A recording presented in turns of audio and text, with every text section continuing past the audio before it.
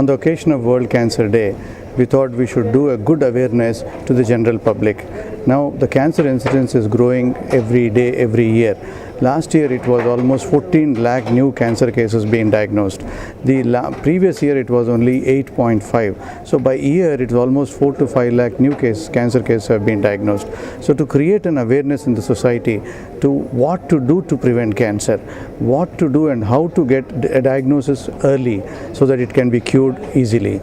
And patients should also be aware that the cancer is curable. So all these put together, and who is prone to develop cancers. So all these things should be made available to the public. To keep that in mind, we have designed a book, a textbook written by so many doctors across the country, all the cancer specialists, eminent cancer specialists across the country, in a simple language so that the common man can understand who is prone to develop cancer, how to prevent cancer, and when to go to a doctor when they have a suspicion of cancers. So all these facts and figures are put in a simple format and condensed and put it in a good book, which will be available in all the bookstores across the country and also in the airports, railway stations, etc. India has almost 1/4 of the total cancers in the world.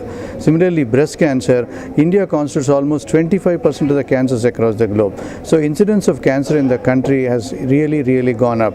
If you look at the head and neck cancers, which are very common in our country, almost 15% of the entire world burden is in our country. Today the world cancer is treatable in a very simple and a very effective way with the technology available, extremely good high precision radiation technology, and the new drugs available, new targeted therapies available. We are able to cure and control the cancer in majority of the patients. Not only that, the quality of life has improved enormously. Apart from curing, we are able to give good quality of life. Once they go back to the society, they can lead a normal life after the completion of cancer treatment. Today, 70% of the cancers are preventable.